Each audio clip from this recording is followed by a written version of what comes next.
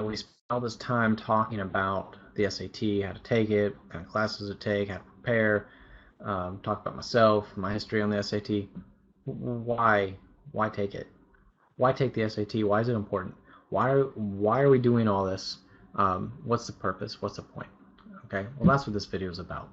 So I want to talk about college admissions, talk about scholarships, and how the SAT kind of fits in there. So you'll see in college admissions, we have three components listed here. So one component is your GPA. And actually what I'll do here is I'm going to flip over here, so I want you to kind of see, I'm going to write a couple things down, okay? So college admissions, you have your GPA. Now your GPA takes you 4 years to earn. It's freshman year through your senior year. Hard work, taking very rigorous classes, all those things to get that GPA. Then you get your test score. And your test score takes you about 4 hours to earn. A lot of students, what ends up happening is they will dedicate their lives to this GPA. They will stay up weekends, they'll cram for tests, they'll get study groups together, they'll get tutors, they'll do everything they can to get that GPA where they want, and they'll forget about this test score because it doesn't seem that important because your GPA is so good. Well, here's the deal. Most schools, every school is different. There's so many different schools out there. Most schools look at this evenly, and I'll explain why, but they look at them evenly, along with your personal data. It's basically a third, a third, a third. These are the three components we're looking at. This is going to help us determine who the student is and if we'll accept that student or not. Now the personal, that's can be a lot of different things. It can be your essay. You got your college essay that they look at those if your school requires an essay, or they'll just look at what type of extracurricular activities you were in. Maybe some other information you can give out in your application. But they're going to try to see who you are as a person if you're a good fit for that school. Let's go back and talk about this GPA and test scores and why do they have an SAT? Why don't they just do GPA? Well, here's the thing with GPA. GPA, a lot of this depends on, what grade you get depends a lot on the teachers you have, the school you're in, and the rigor of those teachers in that school. So what you may notice as you go from one school to another, or maybe as I'm sure a lot of students realize, maybe even parents realize, an A in one teacher's class may be a C in another teacher's class because of the standards that teacher has set. So if colleges just look at that GPA, that wouldn't really be fair to look at just that number because they don't know who the hard teacher is and who the easy teacher is. Okay, so that's one big reason because the SAT and the ACT for that matter are national tests. Every student takes the same SAT, the same ACT. They're all taking the same test. It's scored the same way.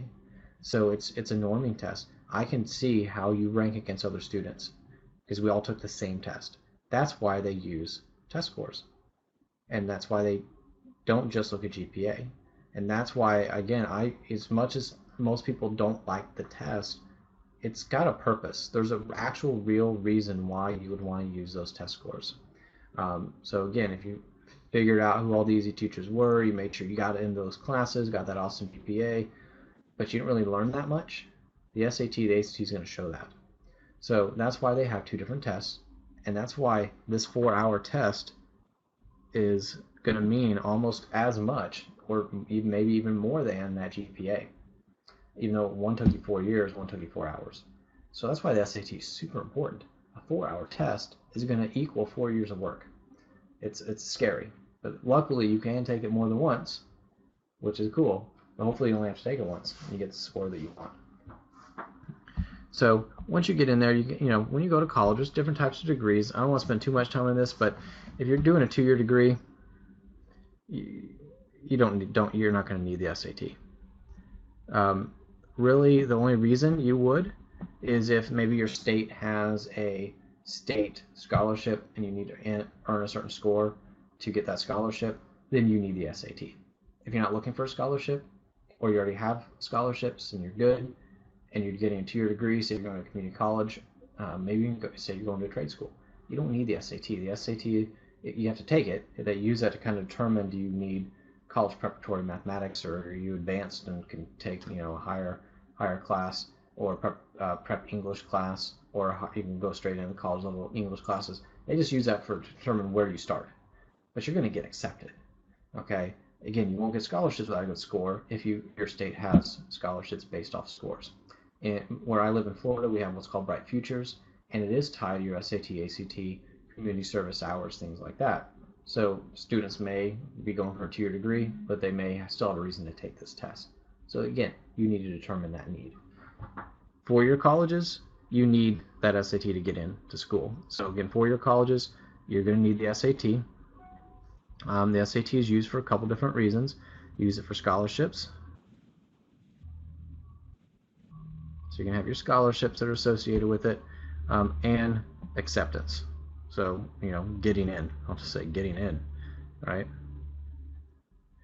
So those are the reasons you'll need that for a 4-year degree. So if you're going for that 4-year degree, you're going to 4-year university, going to need that SAT, okay? And the big one is money. Not only do you need to get in, but not only do you need a good score enough to get in, but you probably, even if you got in, you may still want to shoot for a higher score so you can get that money as well. Okay, so give you a couple ideas of scholarships. I'll kind of zoom in here so you can see each one. This is just some random ones. University of Tennessee, ACT, SAT scores. These are based off of a 1600 score or a 36 score for the ACT.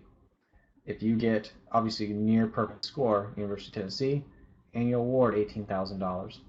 Annual means every year, so you're going to get that every single year. So maybe you say, maybe your student's going to University of Tennessee, I got accepted.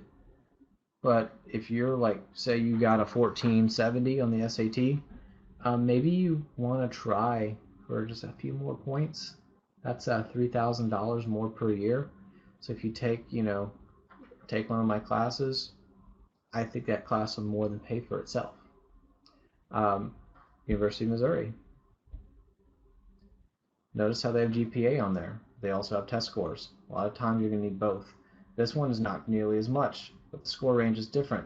You get $2,000. So again, you're going to want to look at different schools and say, what kind of scholarships do you offer? What kind of money can I get here or there? But you'll see, even if it's a small amount, I would still take a $2,000 or even a $1,000 scholarship from a college. All I had to do was get a good score on a test. Then you have a school like Utah State, where you can kind of see a whole chart that kind of shows you GPA and SAT, ACT scores, and what it would mean in terms of scholarship money. So what you'll see for Utah State, if you're in this range right here, this is going to get you a presidential scholarship. A presidential scholarship is 4 years full tuition and student body fees. Student body fees is like books. Books are $300-400 at least every semester paid for. Now again, when I go into school, maybe the student body even means meal plans. I can't guarantee that. Full tuition, that's a big deal. All you gotta do is get a good score. So again, look at the schools you're interested in, because a lot of times, if you don't know that a 20-point increase on your SAT could equal $5,000-10,000, you're probably not going to be motivated to get your score up. You're not going to be sitting in a class and be like, this class is stupid. I got to work. I got more important things to do. But if you look up some schools you're interested in, you see what a little bit of work will earn you. That's going to give you a little bit extra motivation. So I want you to kind of research this yourself, because I can do this all day. I can look up almost every single school, but I would probably have like a 3-week straight video. And I don't want to do that, and I don't think you do either. Look it up yourself and see what types of scholarships are available at the schools you're interested in. And hey, if you're not interested in any particular school, then when you get your scores, see what scholarships you can get at different schools and apply to those. So again, there's a lot of money out there. This is just what the colleges will give you. There are scholarships outside the colleges as well, which I'll probably post a lot in my blog on my website at masterscholars.com. So be looking for that if it's not already up there. So again, scholarships, it's out there. Get those scholarships, okay? Now again, if you're interested in taking a class, with me, Master Scholars, or interested in tutoring, again, please email me. You can also visit my website to get more information. But again, I hope to see you all real soon. Either it's in a class, private tutoring, you let me know, and I'll be here for you. All right, good luck on your tests, and I'll see you soon.